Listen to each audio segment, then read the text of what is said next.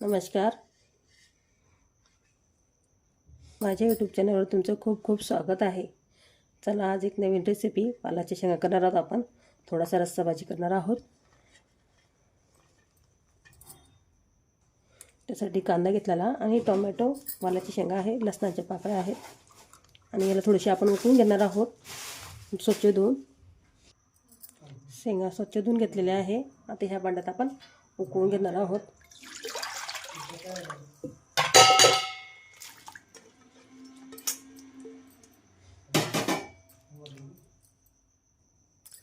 शेंगदाणे भाजून घेतलेले आहे. हिरवी मिरची पण बघू शकता. शेंगदाणे घेतलेले थोडेसे आपल्याला भाजीला लागेल त्याप्रमाणे आणि हिरवी मिरची पण भाजून घेतलेली आहे. कोथिंबीर, लसणाच्या पाकळ्या घेतलेल्या आहे. जास्त बारीक पेस्ट करायची नाही, थोडीशी अशी जाडसर. कांदा आणि टोमॅटो आणि लसूण थोडासा चिरून घेतलेला आहे. चला आपण मिक्सरमधून आता काढून घेणे शेंगदाणे, कोथिंबीर. थोडीशी कोथिंबीर मी साईडला ठेवणार आहे भाजीला टाकण्यासाठी आणि थोडीशी टाकणार आहे. धुवून घेतलेले आहे म्हणून तशी वाटत आहे ती ओलसर. सगळं साहित्य आधी शेंगदाणे टाकले, कोथिंबीर थोडीशी चिरून घेतली, हिरवी मिरची. आवाज थोडासा जड येत असेल, माझी तब्येत बरोबर नाही थोडी. आणि काही व्हिडिओ मी करून ठेवलेले आहे, लवकरच येईल. बघू शकता, जास्त बारीक नाही आणि जड नाही दिसत असेल. या साईडला उकडून ठेवलेलं आहे भांड्यात. आहे गरम आहे थोडीशी, मी दाखवतेच. बघू शकता. आणि याकडे आता आपण फोडणी देणार. जिरे छान फुलले, कांदा टाकून घेणार आहे. जिरे मस्तपैकी फुगलेलं आहे. लसणाच्या पाकळ्या आणि कांदा टाकून घ्यायचा त्यासोबतच.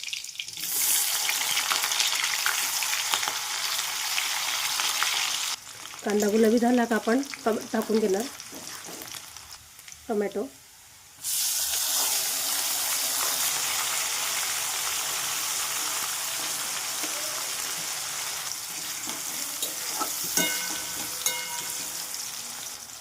शेंगदाणे, हिरवी मिरचीची पेस्ट मस्तपैकी फ्राय करणार तेलात.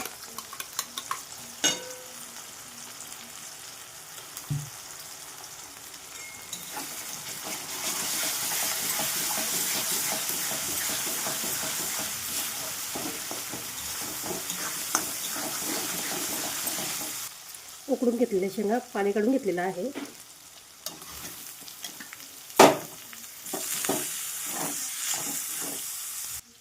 हळद टाकणार,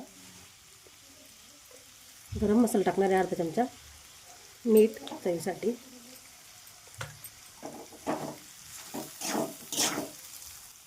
मस्त फ्राय करून घ्यायचं. मिक्सरचे धुवून भांडे टाकणार आहे आपण पाणी. जास्त काही मसाले वगैरे टाकणार नाही मी, थोडासा रस्सा करणार आहे फक्त. एकदम गावरान पद्धतीने बनवलेली भाजी आहे.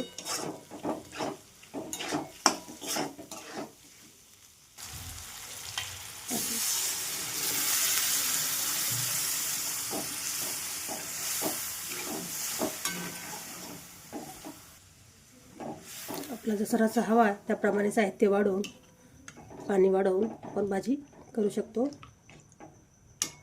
जास्त पातळ नाही आणि जास्त घट नाही. रस्सा भाजी केलेली आहे वालाच्या शेंगाची.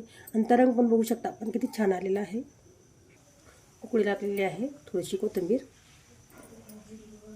मस्तपैकी खळखळ उकळी लागली, 5-1 मिनिटं शिजू देणार.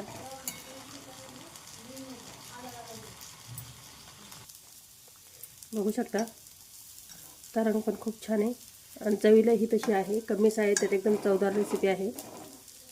बघू शकता, खूप छान आहे.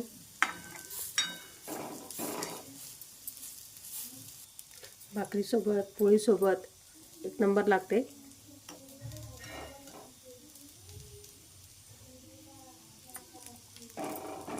रेसिपी कधी आवडली तर लाईक, कमेंट, शेअर आणि सबस्क्राईब नक्की करायचा.